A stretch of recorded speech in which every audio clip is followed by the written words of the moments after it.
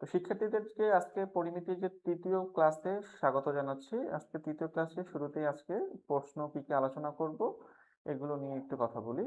আজকে তোমাদের তৃতীয় পার্টে প্রথম যে প্রশ্নটা আমাদের রয়েছে সেই প্রশ্নটা নিয়ে একটু কথা বলি। একটা বলা আছে, একটু যদি আমরা দেখি কি বলা আছে দেখো তো। একটা বেল কি দেয়া আছে, একটা বেলুনের ক্ষেত্র দেওয়া আছে, একটু আমাদের প্রশ্নের জায়গায় দেখো। একটা বেলুনের বক্রতলের ক্ষেত্রফল, হ্যাঁ হ্যাঁ এটা আবার কি হয়ে গেল, একটু ধৈর্য ধরে অপেক্ষা করো, আমি একটু নিয়ে আসতেছি। হ্যাঁ এখন ঠিক আছে। মাঝে মাঝে টাচটা এত কাজ করে আর মাঝে মাঝে মোটেও কাজ করে না, এই হচ্ছে অসুবিধা, বুঝছো? এই জন্য ওকে, দেখা যাচ্ছে, যাচ্ছে তো। ওকে, দেখো একটি বেলুনের ক্ষেত্রফল দেওয়া আছে 100 বর্গ সেন্টিমিটার, আয়তন দেওয়া আছে 150 ঘন সেন্টিমিটার, বেলুনের উচ্চতা এবং হ্যাঁ চিত্র আপাতত নাই, আমি চিত্র পাশে আঁকতে বুঝাই দিচ্ছি।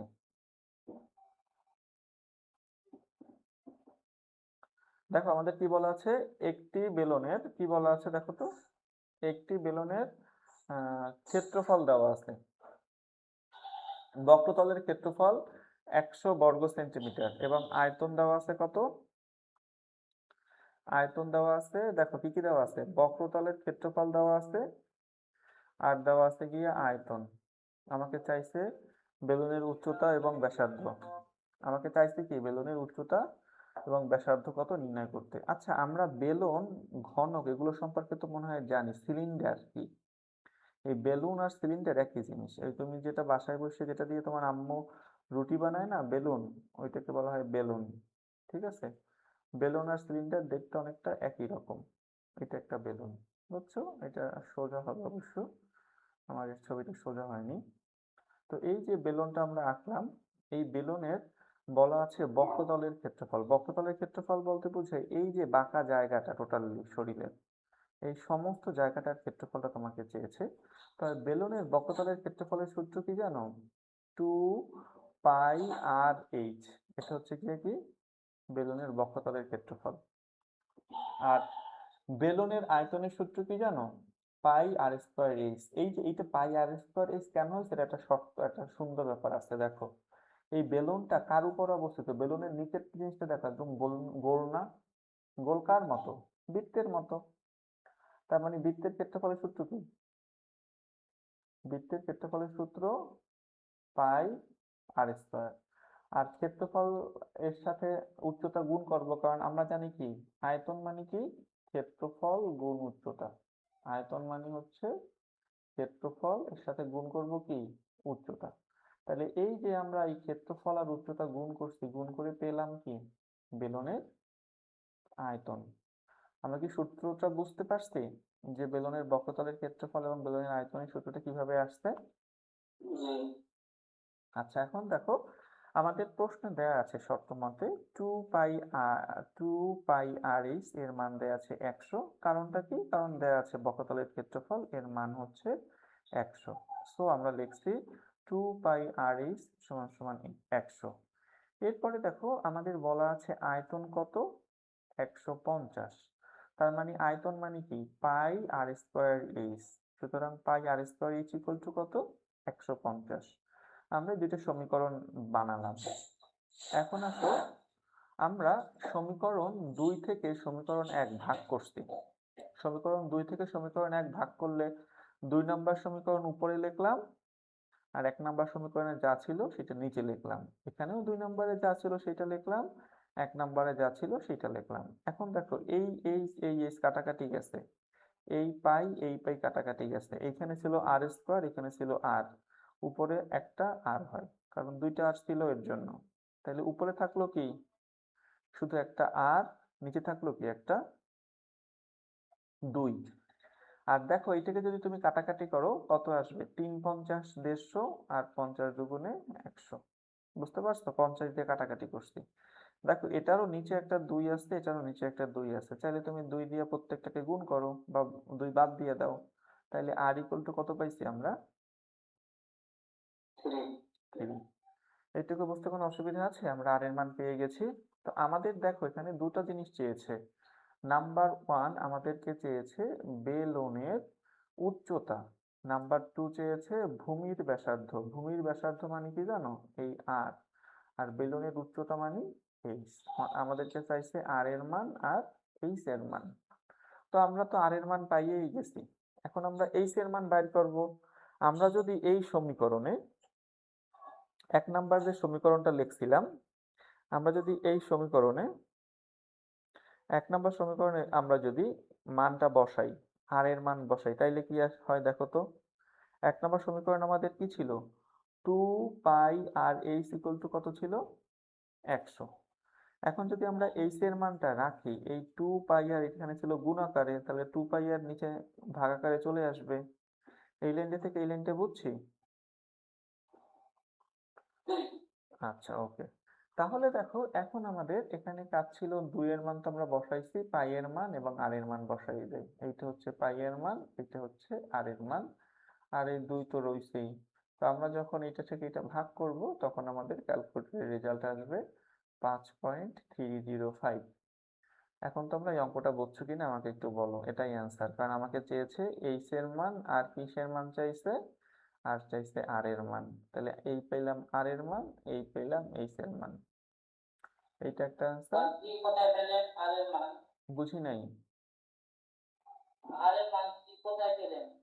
আর এর মান 3, এই যে r/2, 3/2, এই 2 আর এই 2 কাটাকাটি গেছে, 2 ওটা ভাগ করে আছে, এই জন্য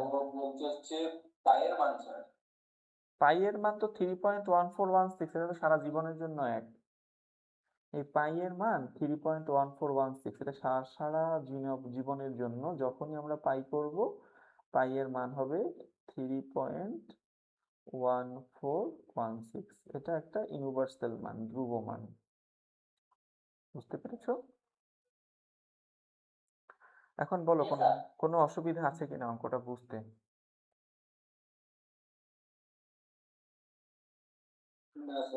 আচ্ছা, অঙ্কটা বুঝতে কোনো অসুবিধা নাই। এখন একটু তোমাকে একটা জিনিস বুঝাবো, সেটা হচ্ছে গিয়ে এই যে আমরা বলছিলাম সিলিন্ডার, সিলিন্ডারের ক্ষেত্রে বক্রতলের ক্ষেত্রফল আর পৃষ্ঠতলের ক্ষেত্রফলের ভিতর একটু পার্থক্য আছে, বুঝছো? এই সিলিন্ডারের এই যে যে জায়গাটা বাঁকা, এই যে এই জায়গাটার ক্ষেত্রফলকে বলা হয়, টোটালি যে জায়গাটা বাঁকা, পুরো একটা গ্লাস তুমি যদি দেখো, একটা গ্লাসের সব জায়গায় বাঁকা না, গোল না? এই যে সমস্ত এই যে গায়ের যে জায়গাটা, এই জায়গাটার ক্ষেত্রফলকে বলা হয় কি জানো? বক্রতলের ক্ষেত্রফল। ঠিক আছে, এটাকে বলা হয় কি? বক্রতল। আর পৃষ্ঠতল বলতে কি বোঝায়? পৃষ্ঠতল বলতে বোঝায় এই জায়গাটা তো থাকবেই, সাথে উপরের যে এই একটা বৃত্তাকার জায়গা আছে আর নিচেও যে একটা বৃত্তাকার জায়গা আছে, এই দুইটা জায়গা, এটার সাথে বক্রতলের সাথে এই দুইটা জায়গা, যে বৃত্তাকার দুইটা জায়গা আছে, যোগ করলে যেটা হবে সেটা হচ্ছে গিয়ে পৃষ্ঠতল। তাহলে পৃষ্ঠতল বলতে বুঝাবো, পৃষ্ঠতল মানে কি? বক্রতল প্লাস এই দুইটা জায়গা। আর বক্রতল বলতে আমরা শুধু এই বাঁকা জায়গাটাকে বুঝবো। আমরা কি বুঝাইতে পেরেছি? তাহলে এই বক্রতল আর পৃষ্ঠতলের পার্থক্যটা কি ক্লিয়ার? ওকে, সবাই কি বুঝছো? ওকে, একটু দেখে নেই আবার কেউ অ্যাড হতে চাচ্ছে কিনা। না, অ্যাড হওয়ার জন্য কেউ নেই, 5 জন আসলে অনলাইনে। ওকে, আবার আমরা ক্লাসে চলে গেলাম। এখন আসো, আমাদের একটা প্রশ্ন দেওয়া আছে, এই প্রশ্নটা চলতি বছরের জন্য অনেক অনেক ইম্পর্টেন্ট। এই প্রশ্নটা বোঝার আগে আমরা একটা ছবি দেখব। এই ছবিটা একটু খেয়াল করি আমরা, তাহলে তোমাদের জন্য পুরো কনসেপ্টটা ক্লিয়ার হবে। এটা হচ্ছে কি একটা ঘনক। ঠিক আছে, ঘনক কাকে বলা হয়? ঘনক বলবো আমরা সেই জিনিসটা যার প্রতিটা বাহুর দৈর্ঘ্য এক। এই বাহুটার যা দৈর্ঘ্য, এই যে প্রতিটা বাহু আছে, প্রত্যেকটা বাহুর দৈর্ঘ্য এক। আমরা খেলাধুলার ক্ষেত্রে একটা ঘনক ব্যবহার করি, কোন জায়গায় ব্যবহার করি জানো তোমরা?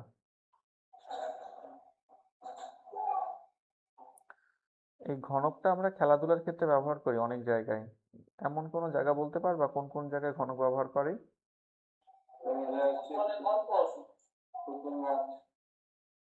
রুবিক্স দেখছো, রুবিক্স কিউব? রুবিক্স কিউব দেখো না? লুডো দেখছো, লুডো? লুডুর খেলার সময় যে এই এইখানে একটা ছক্কা মারো না, ওই ছক্কাটার চারিপাশে কি সমান না? এইটাকেই মূলত ঘনক বলা হয়। বুঝতে পারছো? আচ্ছা, এখন দেখো ঘনকের ক্ষেত্রে দুইটা জিনিস কিন্তু আলাদা। যদি বলে ঘনকের পৃষ্ঠের কর্ণ, ঘনকের পৃষ্ঠের কর্ণ বলতে এই একটা ঘনকের একটা পৃষ্ঠ, এই যে যতটুকু এখানে আন্ডারলাইন করা আছে, এই জায়গার এই বিন্দু থেকে এই বিন্দুটাকে বলা হয় ঘনকের পৃষ্ঠের কর্ণ। বুঝছো? যেটাকে বলছি কি a√2। আর ঘনকের কর্ণ বলা হয় এই বিন্দু থেকে এই বিন্দুর যোগফল, এইটাকে বলা হয় ঘনকের কর্ণ। তাহলে ঘনকের কর্ণ আর ঘনকের পৃষ্ঠের কর্ণ পার্থক্যটা কি বুঝছো? সবাই বুঝছো কিনা এই জিনিসটাকে ক্লিয়ার করো।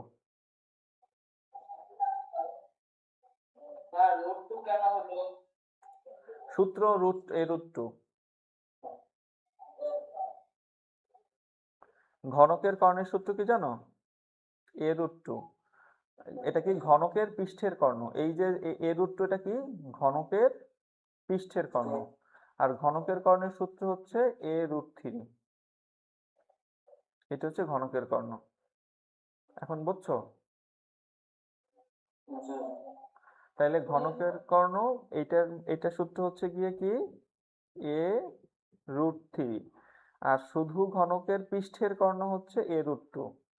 পৃষ্ঠের কর্ণ কিন্তু এই যে দেখো, এই একটা পৃষ্ঠের কর্ণ হতে পারে, আবার এই আর একটা পৃষ্ঠের কর্ণ হতে পারে, আবার এই একটা পৃষ্ঠের কর্ণ হতে পারে, এই আর একটা পৃষ্ঠের কর্ণ হতে পারে। বুঝছো? কিন্তু টোটাল ঘনকের কর্ণ কিন্তু দুইটা হবে, এই থেকে এই বিন্দু, আর এই বিন্দু থেকে তুমি যদি আঁকতা এই বিন্দু। বুঝছো? আচ্ছা, তার মানে আমি তোমাদেরকে একটু বেসিকটা বোঝাতে চেয়েছিলাম এতক্ষণ। এটা না, এটা বুঝলে তোমাদের অঙ্ক টঙ্ক বা বাস্তব জীবনে যদি পরবর্তীতে কোনো জায়গায় ডিপ্লোমা করো টরো তখন এগুলো প্রয়োজন হবে, এই সকল কনসেপ্ট। আচ্ছা, তখন এগুলো এখন যদি এটা ভালো করে বুঝে যাও তখন তোমার বুঝতে সহজ হবে জিনিসগুলো কি আসলে। দেখো, আমরা যদি এখন এই অঙ্কটা একটু দেখি কি বলা আছে, প্রশ্নে আসো এখন। প্রথম প্রশ্ন, একটা ঘনক এর পৃষ্ঠের বক্রপৃষ্ঠের পৃষ্ঠের বক্রতলের ক্ষেত্রফল। দেখো পৃষ্ঠতলের ক্ষেত্রফল, পৃষ্ঠতল বলতে কি বোঝায়? যতগুলা পৃষ্ঠ আছে ততগুলা। তাহলে তুমি একটা ছক্কা মারলে পৃষ্ঠ আছে কয়টা? একটা ছক্কা মারলে 6টা পৃষ্ঠ না? 6টা। তার মানে এখন এই একটা পৃষ্ঠের ক্ষেত্রফল কি, যেহেতু প্রত্যেকটা বর্গাকার না আবার, এইটা যদি থাকে এ, এটাও এ, তাহলে একটা পৃষ্ঠের ক্ষেত্রফল কি হবে? a²। তাহলে দেখো পৃষ্ঠতলের ক্ষেত্রফল কি হবে? 6a²। বুঝতে পারছো? তাহলে ঘনকের পৃষ্ঠতলের ক্ষেত্রফলের সূত্র কি? 6a²। দেখো আমাদের প্রশ্ন দেওয়া আছে 6a² এর মান 2400। এটা পাইলাম কোথায়? কারণ আমাদেরকে বলা আছে একটা ঘনকের পৃষ্ঠতলের ক্ষেত্রফল 2400 বর্গ সেন্টিমিটার। আমরা এখান থেকে বসাইছি যে 6a² = 2400। এখান থেকে যদি আমরা a² এর মান বসাই, এই 6 ছিল এখানে গুণ আকারে, 6 নিচে ভাগ হয়ে যাবে। বুঝতে পারছো? এই 6 এখানে গুণ ছিল, ভাগ হয়ে গেছে, তাহলে a² এর মান পাইছি কত? 400। কারণ এই 4 থেকে 2400 কাটাকাটি করলে হয় গিয়ে 4 ছক 24, 400। আমরা পরের লাইনে এসে যখন a এর মান নির্ণয় করতে যাব তখন a এর মান হবে কি √400। তাহলে 400 রুট করলে কত হয়? 400 রুট করলে হয় গিয়ে 20। আমরা এটা বুঝতে পারছি যে 400 রুট করলে কত হয়? 20। তো দেখো আমরা মোটামুটি একটা ঘনকের এ মানে কি বলতো? এ মানে হচ্ছে গিয়ে বাহু। এখন দেখো আমাদের প্রশ্নে চাইছে কি ঘনকের কর্ণের দৈর্ঘ্য। আমরা যদি একটু প্রিভিয়াস পেজে যাই, তাহলে দেখো ঘনকের কর্ণের দৈর্ঘ্য বলতে কি বুঝাচ্ছিলাম তোমাদেরকে?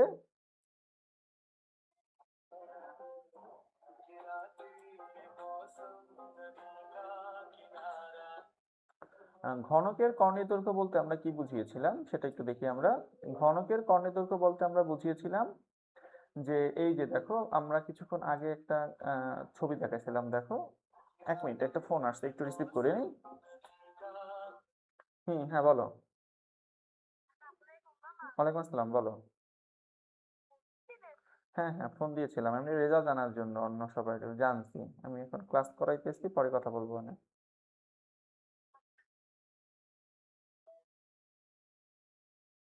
হ্যালো। আচ্ছা, তোমাকে যেটা বলতেছিলাম সেটা হচ্ছে গিয়ে আমরা এখানে কিন্তু বলেছিলাম যে ঘনকের কর্ণের সূত্র কি? a√3। আর যদি পৃষ্ঠ শব্দটা থাকে সেক্ষেত্রে হবে a√2। বুঝতে পারছো জিনিসটা? তো দেখো আমাদের, তো আমরা যেখানে গিয়েছিলাম যে প্রশ্নটা, সেই প্রশ্নটা একটু আবার আমরা ফিরে যাই, যে আসলে আমাদের প্রশ্নটা কি ছিল। ওকে। আমাদের ছিল এখানে প্রশ্নটা যে ঘনকের কর্ণের দৈর্ঘ্য নির্ণয় করো। তো দেখো ঘনকের কর্ণের দৈর্ঘ্য সূত্র কি বলছিলাম? a√3। তো এর মান পেয়েছি কত? 20। আর √3 মান তো √3 রয়েছে, সুতরাং a√3 বলতে এটার মান করলে কত বের হয়? 34.64। এই অঙ্কটা বুঝতে কারো অসুবিধা আছে কিনা বলো।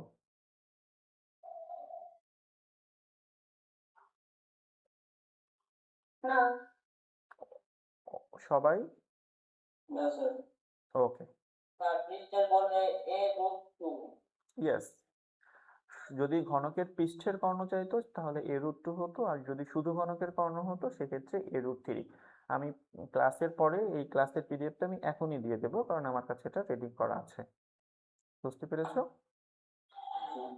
ওকে। এখন আসো আমরা পরের টপিকস নিয়ে একটু কথা বলি। পরের যে টপিকসটা হচ্ছে, তাহলে আমরা পরের অঙ্কতে যেতেই পারি, অসুবিধা তো নেই।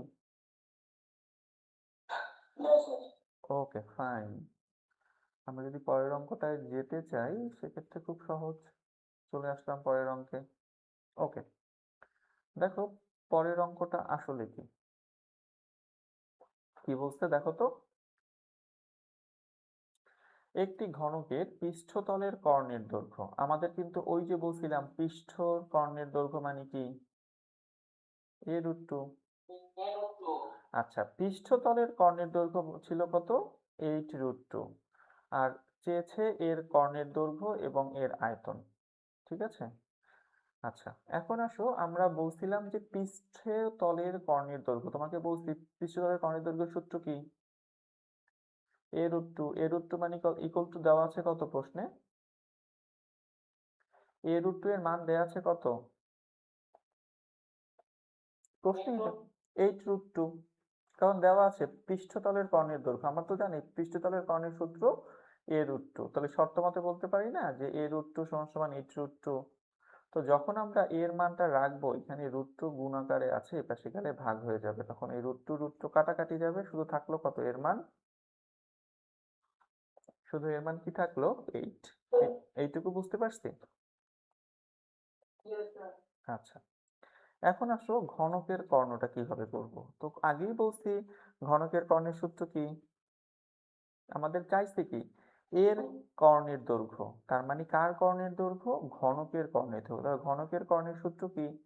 ঘনকের কর্ণের সূত্র a√3, যেটা তোমাদেরকে আগেই দেখাই দিছি।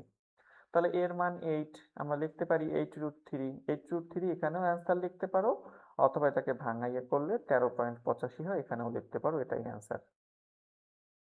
আমরা কি বুঝাইতে পেরেছি? আচ্ছা, দেখো আমাদের দেখো আমাদের এর মান পেয়েছি আমরা 8। তো আমাদের ঘনকের কর্ণের সূত্র বলছি a√3। তাহলে এর মান কত পেয়েছি আমরা? 8। আর √3 তো রয়েই গেছে। দেখো আমরা এর মান তো পাইয়েই গেছি, ঘনকের কর্ণের সূত্র কি বলছি? a√3। এর মান পাইছি 8, সুতরাং 8√3 হবে। কথা বুঝছো? আচ্ছা, বুঝলে ভালো। আমরা নেক্সট টপিকসে যাই। নেক্সট টপিকসটা কি ছিল? আমাদের আর কি মান চাইছে? আয়তন। ঘনকের আয়তনের সূত্র a কিউব। যেহেতু এর মান আছে 8, আমরা 8 এর কিউব করছি। 8 এর কিউব করলে সেটা কত হয়? সেটা হয় গিয়ে 512। 8 কিউব মানে হচ্ছে, সেটার মানটা কত আসে?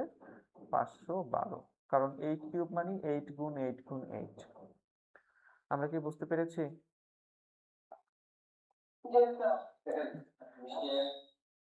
হ্যাঁ, বলো কোথায় সমস্যা? কোনো জায়গায় কোনো সমস্যা আছে? আচ্ছা, ওকে, আমরা তাহলে নেক্সট অঙ্কে যাই। এই প্রশ্নটা কিন্তু চলতি বছর এসএসসি পরীক্ষার জন্য হেভি ইম্পর্টেন্ট, হেভি হেভি।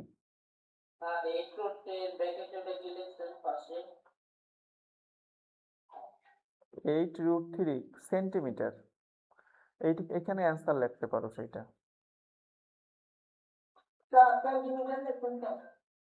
একক দেওয়া আছে কিসে? সেন্টিমিটার। প্রত্যেকটার পাশেই তুমি সেন্টিমিটার লিখছি, কারণ প্রতিটার একক কি? সেন্টিমিটার। আয়তনের একক হচ্ছে ঘন সেন্টিমিটার, এই জন্য ঘন সেন্টিমিটার লিখছি। যদি এখানে ক্ষেত্রফল চাইতো তাহলে এখানে আসতো বর্গ সেন্টিমিটার, তখন বর্গ সেন্টিমিটার লেখা লাগতো। তোমরা কি বুঝতে পেরেছো? ওকে, বুঝতে পারলে কোনো অসুবিধা নেই। আমরা তাহলে নেক্সট অঙ্কে যেতে পারি, নাকি পারি না?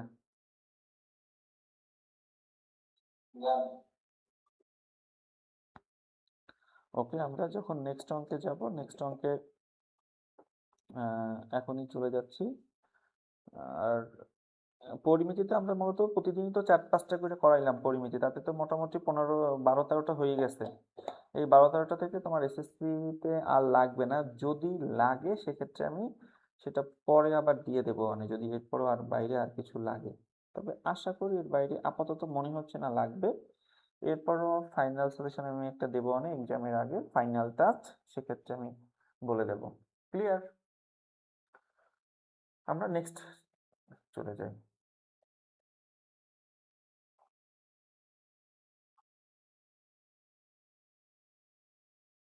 আমি তোমাদের তো বেসিক থেকে বোঝানোর চেষ্টা করি, কি তোমাদের অসুবিধা হয়? আচ্ছা,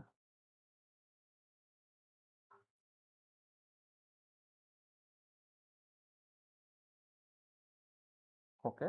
এখন আসো আমরা একটু পরের প্রশ্নটা একটু পড়ি, যে আসলে প্রশ্নটা কি বলছে। প্রশ্নটা ছিল, আমরা যদি একটু ভালো করে দেখি।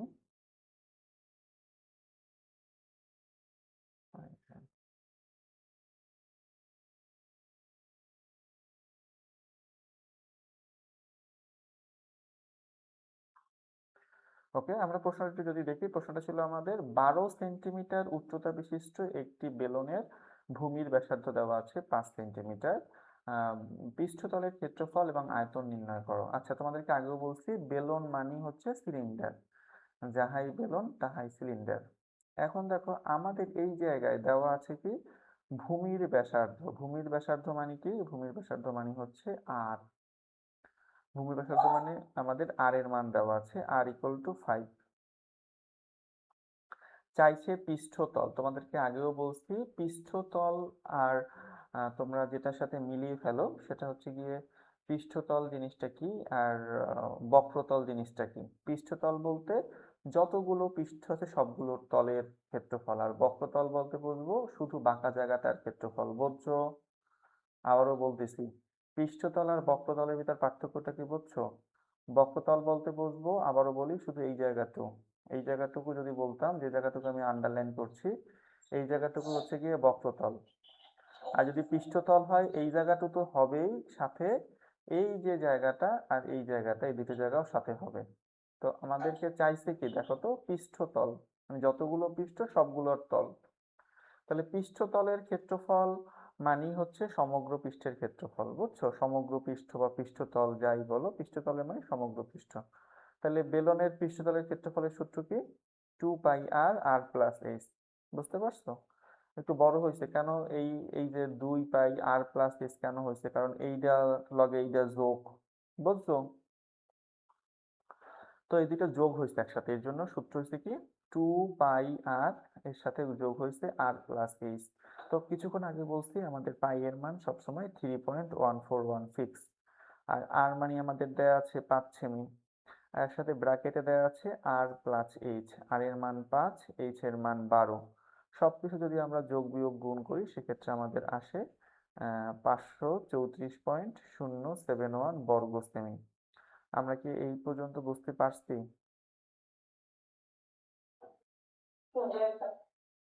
ওকে, তাহলে আমাদের এটুকু বুঝতে পারার জন্য ধন্যবাদ। এখন আমরা আসো বেলনের আয়তনে চলে আসব। বেলনের আয়তন জিনিসটা কি? বেলনের আয়তনের সূত্র পাই আর স্কোয়ার এইচ। খুব ভালো করে দেখো, পাই আর স্কোয়ার এইচ। তো এখন দেখো, এটা হচ্ছে গিয়ে বেলনের আয়তন। কেন এই সূত্রটা আসছে আমি সেদিনকাও মানে কিছুক্ষণ আগেও বলছি, আবারও বলতেছি। এইখানে দেখো, বেলনের যখন আয়তন আসবে, কোনো কিছুর আয়তন মানে হচ্ছে ক্ষেত্রফল গুণ উচ্চতা, বুঝছো? তো আমরা যে সিলিন্ডার বলি, পাইপ বলি, বেলুন বলি, তো এইগুলোর ক্ষেত্রে নিচে সবসময় কিন্তু বৃত্তাকার থাকে। একটা গ্লাস দেখবা নিচে যা আছে কি বৃত্তাকার না? নিচে কি থাকে? একটা গ্লাসের নিচে বৃত্ত থাকে। তুমি যে বাসায় গ্যাস সিলিন্ডার ইউজ করো, নিচে কি থাকে? একটা বৃত্ত থাকে। একটা পাইপ তুমি সোজা করে খাড়া করে ধরো, নিচে বৃত্ত থাকবে। এর জন্য প্রথমে হয়েছে বৃত্তের ক্ষেত্রফল, আর সাথে গুণ হয়েছে কি উচ্চতা, কারণ আয়তন মানে ক্ষেত্রফল গুণ কি উচ্চতা। পৃথিবীর যে কোনো কিছুর আয়তনেরই সূত্র এইটা, ক্ষেত্রফল গুণ উচ্চতা। তো এখন দেখো তাহলে আমাদেরকে পাই আর স্কোয়ার ইন্টু এইচ, পাই এর মান সবসময়ই 3.1416, আর এর মান এখানে হয়েছে 5 স্কোয়ার, আর এইচ এর মান আমরা হয়েছে 12। তো আমরা যদি এটা যোগ বিয়োগ গুণ করি সেক্ষেত্রে আসবে 942.48 ঘন সেমি। বুঝতে পারছি? এখন দেখো এই অঙ্কটা বুঝতে কোনো অসুবিধা আছে কিনা, থাকলে বলো।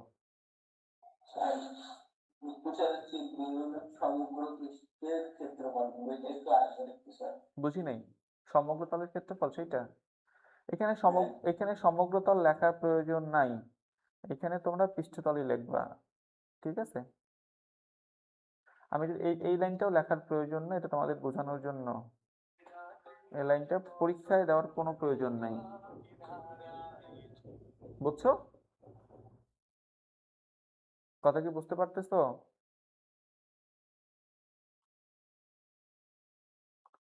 আহ, যে এই লাইনটা আসলে সেভাবে পরীক্ষার জন্য দেওয়ার কোনো প্রয়োজন নাই, কারণ পরীক্ষা এই লাইনটা আননেসেসারি। তোমরা কি শুনছো? হ্যাঁ, আচ্ছা, বলছি পরীক্ষায় এই লাইনটা দেওয়ার প্রয়োজন নাই, এই লাইনটা তোমাদের বোঝানোর জন্য দিছি, বুঝছো? এই যে লাইনটা দিছি, এই লাইনটা তোমাদের শুধু বোঝানোর জন্য, এটা পরীক্ষায় দেওয়ার কোনো প্রয়োজন নেই। ক্লিয়ার? আচ্ছা, তো এই ছিল তোমাদের মোট সর্বমোট সর্বসাকুল্যে তোমাদের পড়াশোনা। তোমাদের আজকে এই মাধ্যমেই তোমাদের পরিমিতির পাঠটা আমি শেষ করে দিয়েছি। পরিমিতিতে তোমাদের অনেক বড় একটা সিলেবাস, কিন্তু যতটুকু পড়াইছি এইটুকু পড়লে ইনশাল্লাহ হবে। আর এটা পিডিএফটা আমি দিয়ে দিচ্ছি, বাসায় বসে এইটাগুলো একটু প্র্যাকটিস করো, ঠিক আছে? ভিডিওটাও, আচ্ছা ভিডিওটাও দিয়ে দেবো মানে ইনশাল্লাহ। ওকে, ভালো থাকো, আল্লাহ হাফেজ।